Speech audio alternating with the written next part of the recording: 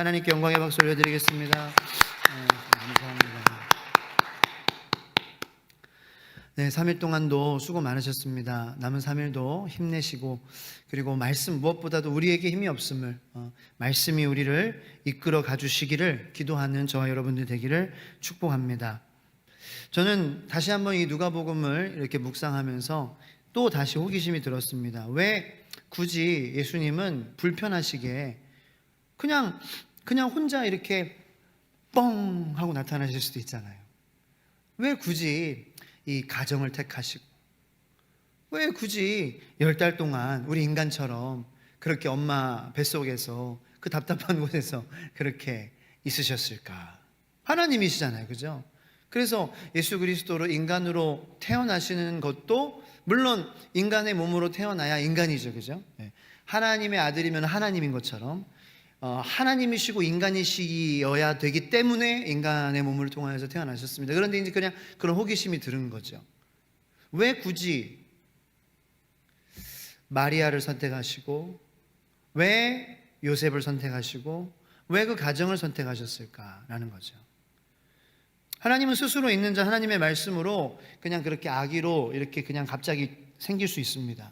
우리는 절대로 어떻게 그래요? 엄마 아빠가 결혼하고 만나서 사랑하고 그렇게 잉태되고, 그래서 이게 컨셉션이라고 그러잖아요. 정자와 난자가 만나서 수정하고 그렇게 돼야 인간이 태어나는 것인데, 하나님은 말씀으로 거기 있어라. 그래서 아들 예수 그리스도 태어날지어다. 그럼 태어나실 수 있잖아요. 그러면 그냥 이제 성체로도 태어날 수 있어요. 저는 그렇게 믿어요. 하나님이 그냥 성체로, 그냥 어린 시절과 어린 시절 얼마나 답답해요. 애기들이 자기 표현도 못하고 이러고 있고, 그냥 울어야 되고, 그냥 배고파도 울고, 안기고 싶어도 울고, 추워도 울고, 더워도 울고, 그냥 울음밖에 없잖아요. 얼마나 답답하겠어요. 이렇게 표현을 잘 못하니까 애기들이. 우리는 표현을 할 수 있는데도 이렇게 서로 답답한데 말이죠, 그죠? 하나님은 아들 예수 그리스도를 이 땅에 보내실 때 그런 모든 과정들을 다 스킵하실 수도 있었음에도 불구하고 왜 그러지 않으셨을까요? 저는 이게 30년, 거의 40년 동안 별로 궁금해하지 않았어요. 그러니까 그냥 성경을 그냥 읽은 거죠. 그냥 궁금해하지 않고 그냥 책으로 읽었던 거예요. 그러니까 다른 사람이 하나님과 하나님 왜 그러셨어요? 아니, 하나님이 쓰신 책이니까 하나님한테 물어보면 하나님께서 설명해 주시잖아요. 근데 그거를 이제 40년 만에 깨달았어요. 그런데도 저는 감사해요. 40년 만에 깨달은 것도 얼마나 감사해요. 평생 못 깨달은 사람들도 많은데. 그렇죠?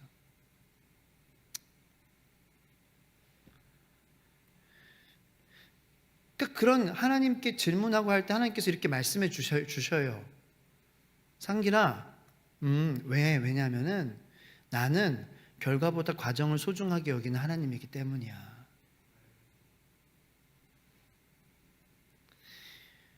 예수 그리스도가 이 땅에 오시는 것도 물론 중요하지만, 그 예수 그리스도를 받아냈던 사람들, 하나님은 그 가정을 택하셨고요, 그 부부를 택하셨어요. 왜요? 그 과정 가운데에 하나님께서 하실 일이 있다는 거예요. 특별히 가정입니다. 하나님은 부부를 택하셨어요. 가정을 택하셨어요. 그래서 누가복음 우리가 1장 지난주부터 읽기 시작했지만, 세례 요한을 통하여서 하나님께서 하실 일은 그리스도께서 오실 일을 준비하는 것인데, 그 준비하는 것은 뭐냐? 아버지의 마음을 자녀에게, 자녀의 마음을 아버지에게 돌이키는 것이다라고 말씀하시는 거죠. 그게 뭐예요? 가정의 회복이라는 거예요. 그래서 그 가브리엘 천사가 사가랴한테 다가와가지고, 이제 너희 아내가 지금 노년의 나이인데 아기를 이렇게 뵐 거다라고 말했을 때 사가랴가 믿지 않았잖아요, 그죠? 믿지 않았을 때에 가브리엘 천사가 말을 못하게 이렇게 일시적으로 벙어리로 만들었어요. 그런 이 과정 가운데에 또 아내가 또 그 모습을 이제 나중에 보면서 여러 가지 그러한 마음을 가질 수 있지 않았습니까? 하나님한테 얼마나 이렇게 못되게 했으면 그렇게 하나님께서 말을 못하게 하셨을까? 뭐 이렇게 엘리사벳이 그런 부부 관계고 이제 부부 아내가 남편에게 그런 좀 어처구니 없는 그러한 일을 당했을 때 좀 아내가 좀 이렇게 옆에서 물론 불쌍히 여기기도 하지만 좀 고소해하는 그런 존재가 또 아내잖아요. 그래서 거봐 아내 그럴 줄 알았어. 맨날 그렇게 제사장이라고 막 빙빙 놀다가 막 그런 거 믿고 하다가 그렇게 하나님한테 한 번 맞을 줄 알았어. 막 그렇게 할 수도 있었는데 엘리사벳은 그러지 않았다라는 거예요. 사가랴를 그렇게 얕잡아 보거나 그런 그 벙어리로 하나님께서 만드셨다고 해서 그거를 가지고 뭐 남편을 이렇게 뭐 하대하거나 그러지 않았어요. 오히려 엘리사벳은 그 과정 가운데에 잉태함을 느끼고 임신한 것을 발견하게 되고 처음 5개월을 이렇게 떨어진 곳에서 지내게 됩니다. 그러니까 이게 다이내믹이죠. 부부의 다이내믹을 통해서 우리는 우리의 믿음이 성장하는 거죠. 내가 내 남편을 대하는 방법, 또 남편은 아내를 대하는 방법, 그런 것들을 통하여서 예수님께서 일하시길 원하시는 거예요. 그래서 어떻게 보면은 이 집안에서 이렇게 일어나는 그러한 모든 일들 가운데서도 하나님이 함께 계시고 예수님께서 함께 계시다라는 것을 우리가 믿음으로 고백하면은 그 대화 가운데서도 우리가 감정적으로 조금 상하거나 기분이 상하거나 마음이 감정이 격해지려고 하는 그 순간에도 주님을 의지한다면 그 상황 속에서도 그 부부의 관계 속에 있는 다이내믹, 그 밀고 당기는 그러한 다이내믹, 그 관계의 그 관계의 끈을 가지고 예수님께서 우리가 인정하면은 들어오셔서 우리의 마음을 만져주시고 우리의 마음을 다스려 주시고 다스림으로 예수님께서 다스리심을 경험하게 되는 그러한 것을 경험하게 된다는 거죠. 그래서 우리가 예수님 몰랐을 때 하던 그런 흔한 싸움이 되지 않는 거죠. 다툼이 되지 않는 거죠. 과정이 되는 거죠. 내가 그 사람을 바라보는 그러한 바라보는 것을 예수님의 마음으로 바라봄으로 나의 신앙이 성숙하고 그 사람을 향한 나의 마음을 다시 한번 통하여서 예수님이 나를 바라보시는 마음을 느끼고 이런 그 성장을 경험하는 거예요. 그게 하나님께서 가정을 택하신 이유예요. 그게 세례 요한이 자녀의 마음을 아비에게, 아비의 마음을 자녀에게, 이게 예수님을 준비하는 길이라는 거죠. 우리 가정에서 다시 예수님이 부활하셔야 될 줄로 믿습니다. 우리는 뭐 이렇게 막 헛된 곳에서 예수님 부활하세요, 막 예수님 기적을 요합니다. 우리 가정에서 기적이 내 언어의 기적이 필요합니다. 내가 그 사람을 누는 눈빛의 기적이 필요합니다. 그래서 예수님이 부활하신 이유는 사실 그러한 영역에서 기적을 경험하게 하시려고 부부 되게 하신 거고 가정 되게 하신 거고 그렇죠.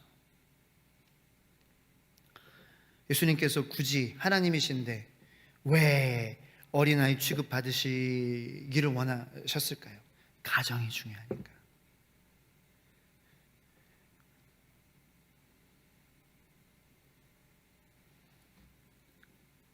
그래서 엘리사벳은 24절에 보면은 굉장히 이 누가가 정리한 이 이야기가 이게 누가가 의사잖아요. 의사라서 또 이제 연대순으로 잘 정리를 이렇게 했거든요. 그래서 누가복음이 가장 연대적인 그러한 복음서인데 그래서 참 이렇게 재밌습니다. 그래서 24절 보니까 24절 다 같이 한번 읽을까요? 시작. 이후에 그의 아내 엘리사벳이 잉태하고 5달 동안 숨어 있으며 이르되 25절 주께서 나를 돌보시는 날에 사람들 앞에서 내 부끄러움을 없게 하시려고 이렇게 행하심이라 하더라. 사가랴가 이제 제사장이잖아요. 그래서 들어갔어요. 성소에 들어갔어요. 그런데 아무 소리가 안 나는 거죠. 그러면 이제 주변에 있는 사람들이 어떻게 오해했을까요? 사가랴 죽었다. 왜냐하면 이렇게 방울 달고 들어가잖아요. 대제사장이 방울 달고 제사장이 들어가서 이제 아무 소리가 안 나면은 사가랴가 뭔가 잘못한 게 있는데 하나님 속이고 들어갔어. 이거 죽었어. 그러면서 이제 밧줄을 메고 있는데 그 밧줄을 끌어당기는 거죠. 그러면 이제 아니나 다를까 죽어 있는 거예요. 실제로 그랬다는 거예요. 그래서 사가랴가 이제 말을 못하게 됐어요. 안 하고 조용하겠죠. 그래서 사람들이 무슨 일이 있는 거 아니야? 사가랴가 나왔어요. 나왔는데도 왜냐하면 사가랴가 이제 제사를 드리고 사가랴는 사람들에게 제사장의 축복을 선포하게 돼 있었습니다. 그게 하나님 정하신 그런 예배 방법이었어요. 그런데 축복을 선포해야 되는데 벙어리 되게 하시니까 선포를 못 하는 거예요. 그러니까 이 몸짓으로 천사가 이렇게 막 한 거죠. 몸짓으로. 얼마나 재밌어요. 몸짓으로 뜻을 표시하며 그냥 말 못하는 대로 있던 22절. 근데 사람들이 못 알아. 뭐야? 근데 이후에 그의 아내 엘리사벳이 잉태했다. 5달 동안 숨어 있으며 이르되 주께서 5달 동안 숨어 있으며 이르되 주께서 나를 5달 동안 숨어 있으면서 이렇게 말했어요. 이렇게 고백했어요. 주께서 나를 돌보시는 날에 사람들 앞에서 내 부끄러움을 없게 하시려고 이렇게 행하십니다. 이게 무슨 말일까요? 임신 처음 5개월이었을 때라는 거죠. 첫 5개월, 여러분들 임신 경험이 있으신 분들, 네, 어떠셨습니까? 처음 5개월 많이 힘드셨던 분들도 계실 거예요. 처음 5개월 하면 사실 힘든 때잖아요, 그죠? 어떤 분들은 굉장히 힘든 때, 예민하고, 그리고 뭐 냄새만 맡아도 이렇게 되는 그러한 때 아니에요? 뭔가 뭐 피부도 안 좋아질 수 있고 여러 가지 반응이, 생명의 반응이 나타나잖아요. 그게 처음 저는 5개월이라고 생각해요. 어떤 분들에게는 굉장히 예민한 시기일 거라는 거죠. 그리고 또 한편으로는 어떤 분들은 이렇게 그 처음 5개월도 이렇게 막 건강하게 아무렇지도 않게 그냥 뭐 다니시는 분들도 계시더라고요. 네. 그래서 상대적 박탈감을 느끼시지 않기를 바라며 나는 임신 처음 5개월 너무 힘들었어. 나는 너무 그냥 아무렇지도 않았어. 오히려 후반부가 힘들었어. 그런 분들도 계실 거예요. 근데 뭐 엘리사벳의 상태는 어떤지는 잘 모르겠습니다. 예. 복음서에 뭐 엘리사벳이 뭐 입덧이 심했다, 아니면은 뭐 임신이 체질이었다, 뭐 이렇게 나오진 않는데 두 가지를 상상해 볼 수도 있죠. 힘들 때일 수도 있고, 아니면은 배가 그래도 덜 부르고 좀 괜찮을 때, 그래서 배가 부르기 전에, 몸이 더 불편해지기 전에 내가 뭔가 자유롭게 뭔가 내가 나를 위해서 할 수 있을 때, 그 둘 중에 하나인 것 같아요. 내가 나를 위해서 투자할 수 있는 시간, 그리고 굉장히 예민한 시간. 이 두 시간들 중 엘리사벳의 시간이 어떠한 5개월인지는 우리는 모르지만 어쨌든 그녀는 자기를 위해서 쓸 수 있는 시간이었다고 한들, 그리고 예민한 시간이었다고 한들 그 시간을 주님께 기도하며 드리기로 결정했다는 것입니다. 우리는 어떻습니까?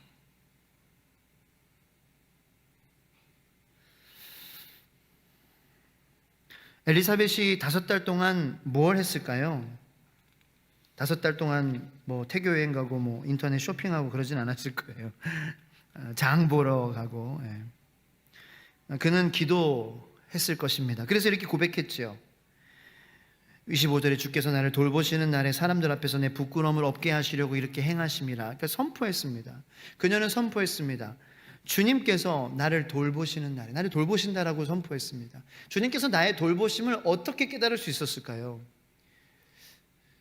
주님과 시간을 보냈기 때문에 주님께서 나를 돌보시는 분이시다라는 것을 느낄 수 있었을 것입니다.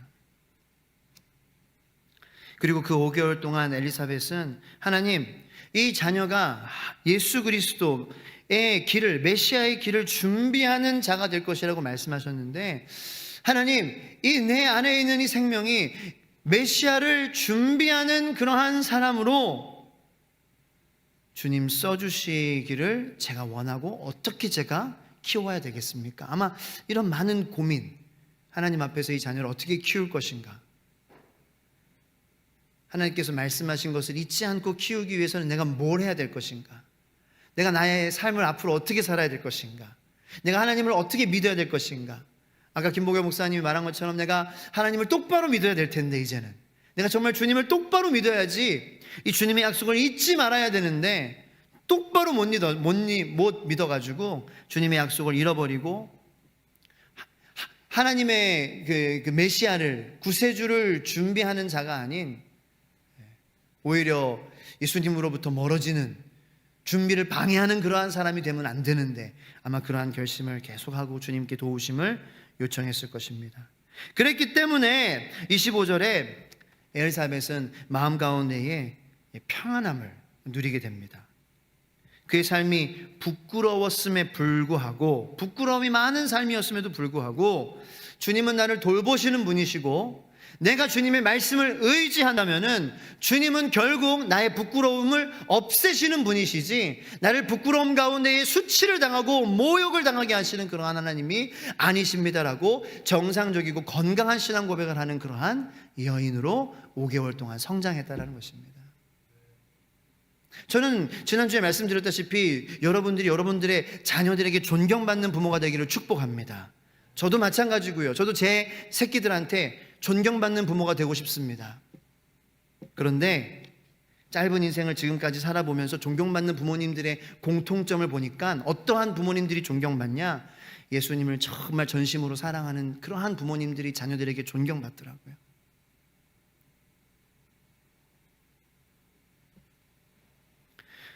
지금까지 내가 그렇게 살지 못했다면 지금부터 너무 늦지 않았어요.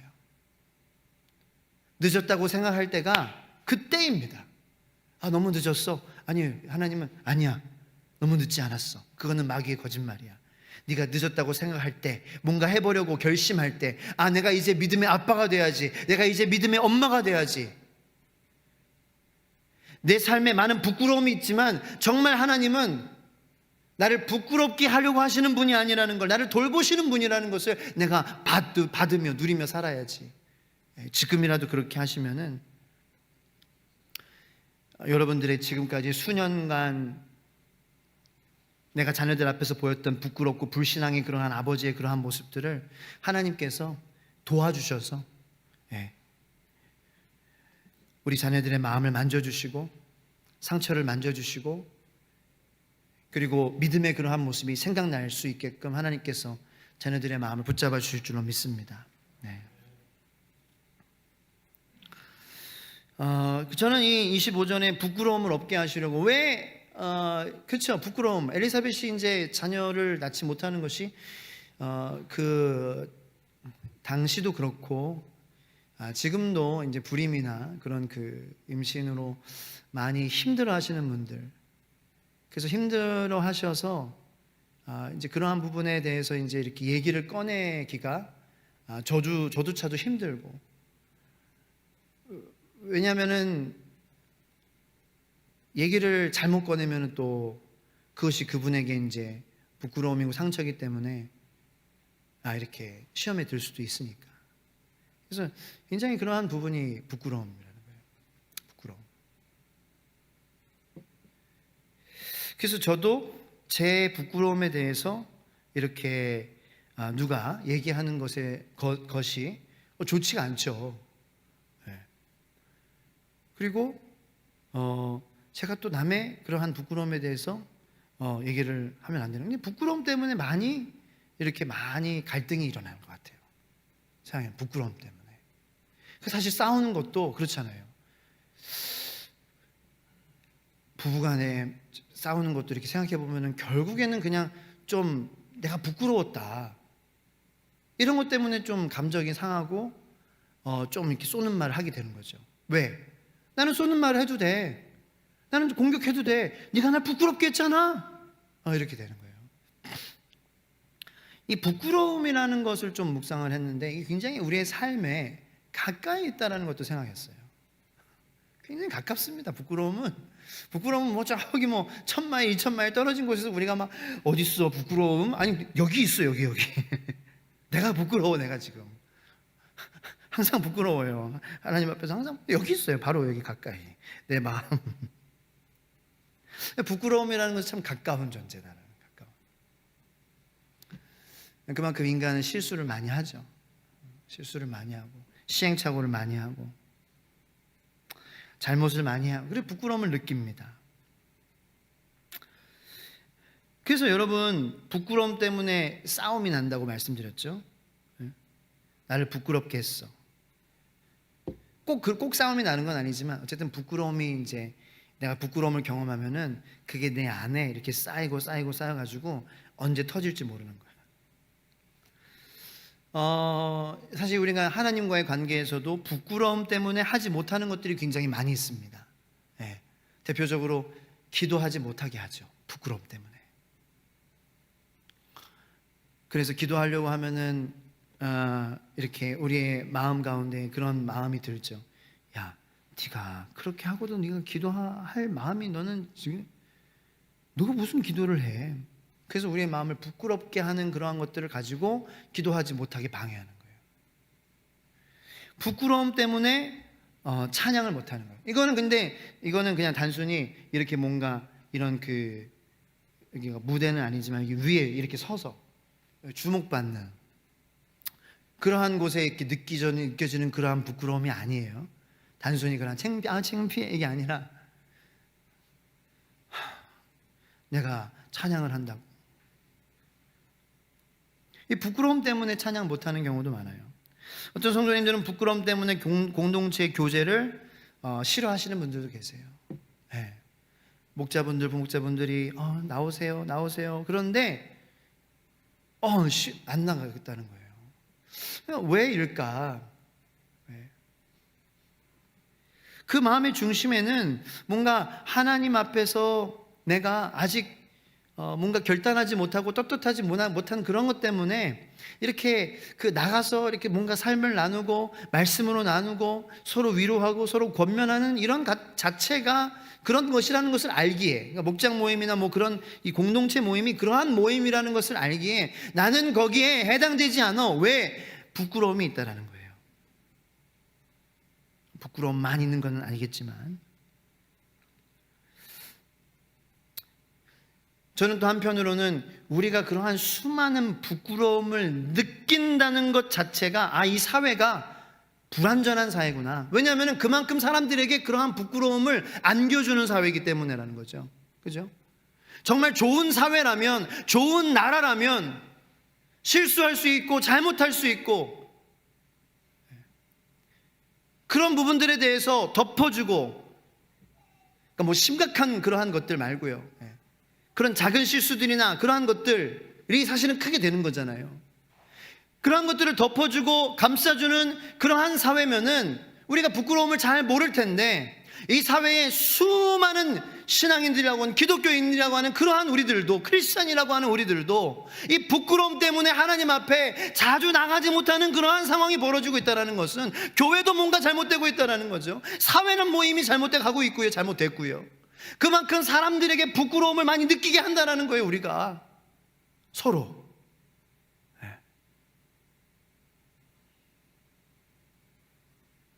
여러분, 사실 에덴 동산에 부끄러움이 없었잖아요. 그죠?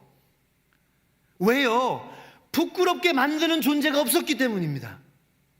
벌거벗었어요. 그런데 전혀 부끄럽지 않았어요. 왜요? 하나님은 그거 보시고 부끄럽게 여기는 존재가 아니시거든요.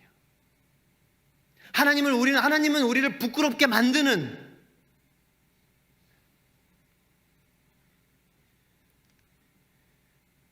우리를 죄책감을 느끼게 만드는 그러한 하나님이 아니시거든요. 하나님은 벗은 몸도 그냥 하나님 부끄럽게 생각하지 않으신 거예요. 그러니까 아담과 하와도 부끄러움을 몰랐던 거죠. 하나님을 그거 문제 삼지 않거든요. 근데 이 사회는 문제 삼죠. 교회에서도 문제 삼죠. 그것 때문에 하나님께 나가지 못하죠. 기도하지 못하죠. 찬양하지 못하죠. 목장 모임 나가지 못하죠. 성경 공부 나 같은 사람이 무슨 양육 과정을 해? 이런 생각 들게 하죠. 이게 누구의 잘못입니까? 하나님 잘못한 거 없으세요. 따지고 보면.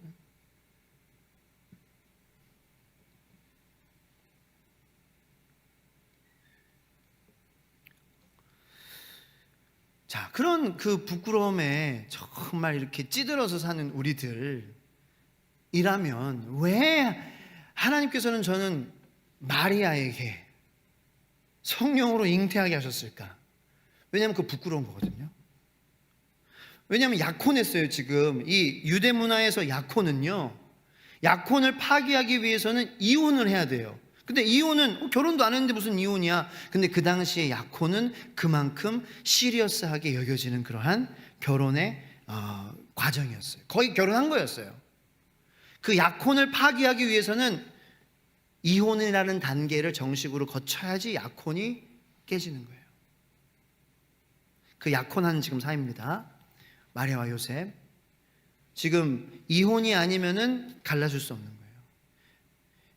근데 이 여자가 뭔가 남자의 그러한 그 부정함이나 남자의 어떤 그러한 그 거짓말이나 뭐 이런 것 때문에 정당 그런 사유로 이혼하면 여자에게 불이익이 많이 가진 않지만, 이 여자의 그러한 그 어떤 이유 때문에 여자가 바람을 폈다든지, 여자가 혼 외에 약속한 사람 외에 그 성적인 관계를 했다든지 이러면은 이제 돌로 맞아 죽일 수 있습니다. 두세 사람의 증인만 있으면. 그게 모세의 법이죠. 모세의 율법이죠. 저는 이 시점에서 굉장히 의문점이 들었습니다. 하나님, 왜 저기서 소리가 날까 생각하지 마시고요. 왜 굳이 마리아에게 그런 일부러 부끄러워지는 그러한 상황을 허락하셨을까라는 거예요. 아니, 하나님이면 마리아 그냥 요셉 결혼하게 냅두고 첫째 난 다음에 그 다음에 천사가 찾아가가지고 야, 너 성령으로 잉태할 거야. 이렇게 하면은 그 뭔가 이렇게 얘기 빠져나올 구멍이 있잖아요. 우리 둘째 가졌습니다. 이렇게 하면 안 부끄러움 당하는 거잖아요. 그런데 지금은 이건 빼도 박도 못하는 상황이라는 거예요. 이때 임신한 거면은 지금 아직 결혼 전에 이 성적인 관계를 가졌다는 건데, 요셉의 입장에서는 이거 난 아닌데? 그냥 본인이 제일 잘할 거 아니에요. 본인이 잤는지 안 잤는지 본인이 알 거 아니에요. 그러면은 요셉과의 관계도 굉장히 지금 껄끄러워지고, 요셉이 그 말을 성령이 잉태하겠다는 그러한 말을 믿어주지 않는다면, 고발한다면은, 그러면은 정말 부끄러운 그러한 여자로서 돌맞는 죽음을 맞이할 수밖에 없는 그러한 상황인데, 하나님은 왜 일부러 그 상황을 연출하셨냐는 거예요. 그리고 더 중요한 질문은, 하나님께서 여러분들에게 만약 그런 상황을 연출하신다면 여러분들은 어떻게 하실 거냐라는 거예요.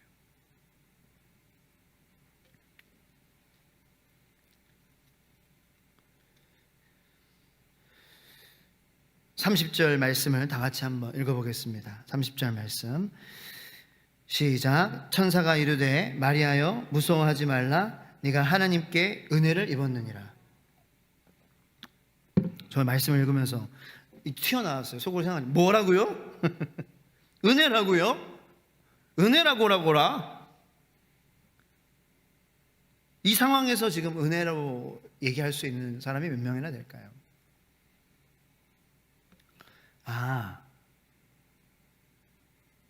그러면 이 부끄러움과 수치, 감당할 수 없는, 이유 없는, 사실 우리가 잘못해서 부끄러움 받는 그것은 우리가 잘못한 거지만, 때로는 우리가 이해하지 못하는 부끄러움들이 문제죠.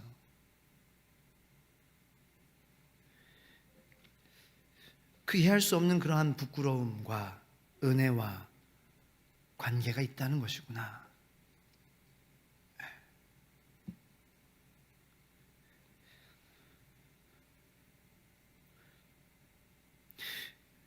그래서 그냥 구글로 이렇게 영어로 shame, grace 이렇게 그냥 한번 쳐봤어요.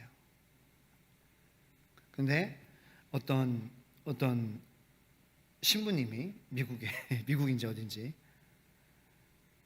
부끄러움은 은혜로 가는 문을 여는 그러한 문이다, 이렇게 쓰셨더라고요.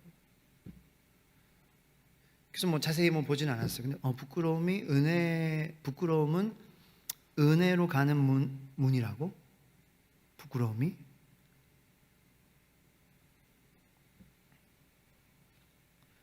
부끄러움은 은혜로 들어가는 문이라고? 어떻게?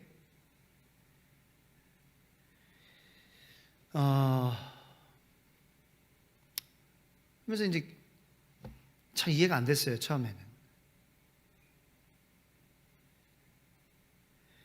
그런데 이 내 삶 속에서 일어난 이 저의 삶에서 일어난 많은 제가 부끄러웠던 그러한 일들이 있잖아요. 그 부끄러운 일들을 내가 견디지 못하고 그것으로 계속 내가 도망 다니면서 살았다면은, 어쩌면 나는 지금도 예수님의 은혜를 모른 채 예수님의 은혜를 도망치는 그러한 사람일 수도 있겠다라는 깨달음을 주셨어요. 이게 무슨 말이냐면은, 물론 예수님이 하나님이시고 보좌에 앉으셨고 모든 이름 위에 뛰어난 이름이시지만 사실 예수님께서 나사렛에서 태어나시고 말구유에 태어나시고 그 가난한 마을 나사렛에서 태어나시고 그렇게 자랐다는 것은 사실 예수님의 그러한 삶을 어떻게 좀 차갑게 평가하자면 되게 부끄러운 삶이거든요. 그리고 십자가 가장 잔인한 처형과 극악무도한 그러한 죄인에게 허락되는 그러한 죽음을 당하셨다라는 것은 굉장히 부끄러운 일이거든요. 내가 나의 부끄러움조차 견뎌내지 못하는데 부끄러움을 당하시고 수치를 당하시고 모든 인간의 죄의 부끄러움을 다 어깨에 치시고 십자가에 죽으시는 예수님의 은혜를 내가 알까? 내 부끄러움조차도 내가 인정하지 못한다면, 내 부끄러움을 내가 주님 앞에 내려놓지 못한다면, 내 부끄러움을 피해 다니고 누구의 탓이에요 누구의 탓이에요 이렇게 하면서 도망 다닌다면 내가 과연 예수님의 은혜를 아는 사람일까? 하는 생각이 들어요. 그래서 저는 그게 맞다고 생각합니다.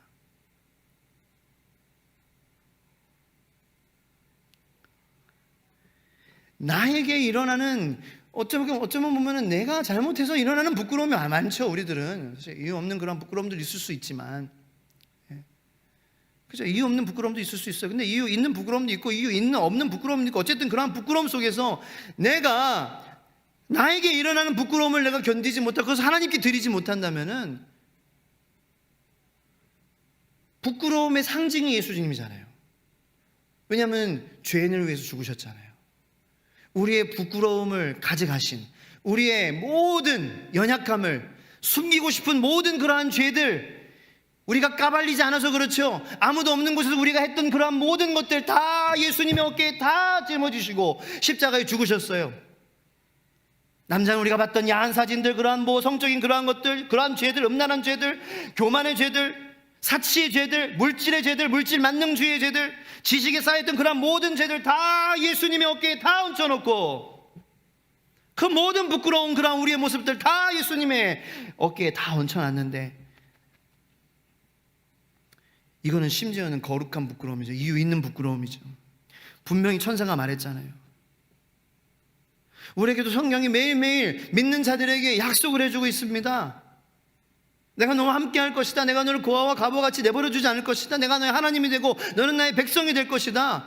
부끄러운 우리들을 하나님께서 그렇게 약속으로 덮어주시고 믿으라고 말씀해 주시는데 우리의 부끄러움만 보이는 거예요.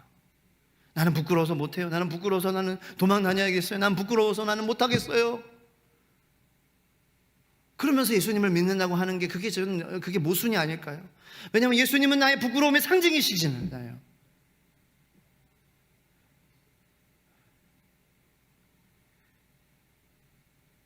그래서 저는 오늘 이 말씀 묵상하면서 저와 여러분들이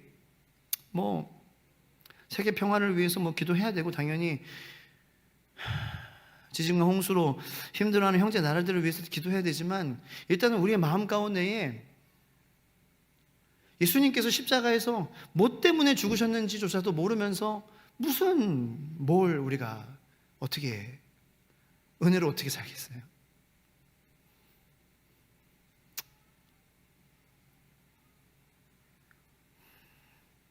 내가 나의 부끄러움을 위해서 십자가에서 예수님께서 분명히 죽으셨는데 아직도 내가 그 부끄러움에 매여서 살고 눌려서 산다면 우리가 어찌 은혜를 경험하겠어요? 예수님께서는 정말 부끄러운 모습으로 돌아가셨는데 우리가 어찌 우리의 부끄러움조차도 주님께 드리지 못한다면 그 예수님의 부끄러운 모습이 나타날 때 우리는 등 돌릴 수밖에 없는 사람들이 되어버릴 수 있다는 거예요. 부끄러운 나를 위해서 예수님께서 십자가에서 죽으셨다. 이 확실한 믿음을 저와 여러분들이 간직하기를 예수님의 이름으로 축원합니다. 그럴 때 우리는 예수님이 부끄러운 길로 가실지언정 우리는 예수님을 떠나지 않게 되는 거예요. 골고다 언덕, 그것은 부끄러운 죄인들의 길이었어요. 그건 죄인들의 부끄러운 사람들이 가는 곳이었어요. 하나님이 우리의 부끄러움 때문에 하셨는데 아직도 나는 예수님이 아니면은요, 여러분들의 마음을 짓누르고 있는 그러한 부끄러움 어디 가서 해결받을 그러한 곳이 없어요. 그리고 무엇보다도 내가 아직도 부끄러움에 내가 매여 있다면은 우리는 어쩌면 예수님의 은혜를 모르고 살아가는 사람일 수도 있다는 거예요. 예수님의 은혜를 안다면 내 부끄러운 모습 청산해야죠. 안다면 그 약속에 이끌려서, 그 예수님의 십자가 약속에 이끌려서 내 부끄러운 모습들이 거기에서 죽어야죠. 왜 거기서 아직 안 죽고 우리가 갖고 있으면서 무슨 예수님의 은혜가 어디 느껴지냐는 거예요. 그럴 수가 없어요. 그래서 하나님은 마리아에게 첫째를 낳기 전에 약혼한 사이일 때 예수님을 잉태하게 하시지 않았을까, 저는 그렇게 생각해요. 왜냐하면 그 과정을 통해서도 예수님은 이 땅에서의 예수님의 어머니로 살아갈 마리아의 무엇보다도 필요한 것은 믿음이라는 걸 아셨기 때문에. 그렇죠? 예수님의 어머니에게 필요한 게 뭘까요? 돈이요? 돈이 많아 예수님을 예수님대로 잘 키울까요? 아니요, 말씀대로 키워야 되는 거예요. 하나님의 자녀 뭐로 키워야 될까요? 우리들 말씀으로 키우시길 축원합니다. 네, 말씀으로. 돈으로 못 키워요. 하나님의 자녀는 말씀으로 키우는 거예요. 예수님을 뭘로 키워요? 마리아를 기도하는 여인 되게 하시려고. 부끄러움을, 수치를 위해서 죽을 사람이 바로 이 응애 울고 있는 이 네가 안고 있는 하나님이라는 거, 이거 보통 믿음이 필요한 게 아니잖아요. 그래서 그 믿음 갖게 하시려고 그 과정 가운데 그 힘든 이유를 알 수 없는 그때 당시에는 그러한 부끄러움을 경험하게 하셨다는 거죠. 여러분 혹시 이유 없는 당황스러운 그런 부끄러움 경험하시고 계세요? 기대하시기 바랍니다. 하나님께서 뭔가 특별한 일을 하시려고 그러는 거예요. 저는 당연하죠. 하나님의 자녀인데 이유 없는 게 어디 있어요? 마리아에게 이유 없는 부끄러움이 어디 있어요? 기대가 돼요. 기대가 되는 거예요. 부끄러움이 찾아오면은요, 믿음이 있으면은요, 기대가 되는 거예요. 하나님 나를 부끄럽게 하셔서 깨닫게 하시려고 감사합니다. 이렇게 되는 거죠. 부끄러움 당했을 때, 나도 너 부끄럽게 할 거야. 이렇게 되면 이제 이건 안 되는 거예요. 하나님 나에게 견고케 하시려고 부끄럽게 하시는 거예요. 네, 기도하라고 이제 신호가 오는 것 같습니다. 네, 우리 시간 그래서 들은 말씀을 가지고 우리가 주님, 이 시간 이유 없는 그러한 부끄러움으로 힘들어하고 있는 우리 성도님들 계십니까? 주님, 오늘 마리아에게 천사가 찾아와서 성령으로 잉태할 것이다. 이 상황 가운데에, 이 이해할 수 없는 상황 가운데에 왜 나를 수치스러운 여인으로, 왜 나를 부끄러운 여인으로 만드시려고 하는, 내 모든 부끄러움을 안고 가실 그 메시아 그리스도를 내가 믿음으로, 말씀으로, 내가 흔들리지 않고, 내가 착각하지 않고, 나조차도 그 예수님의 보혈이 필요한 이 땅에서 예수님의 엄마라는 인간이라는 사실을 잊지 않고 살아가기. 주님께서 나를 단련하시는구나. 주님 저를 만져주셔서 감사하는 거예요. 감사한 거예요. 부끄러움을 알게 해주셔서 감사한 거예요. 그래서 내 부끄러움이 어디로 향해요? 십자가. 예수 그리스도께서 나의 부끄러움을 위해서 죽으셨습니다. 나는 그 주님이 나는 날마다 필요합니다. 매일매일 필요합니다. 그렇게 우리 주님 앞에 간절히 기도하며 나가기 원합니다. 주여 3번 기도하겠습니다. 불 다 꺼주시고요. 주여, 주여, 주여. 하나님,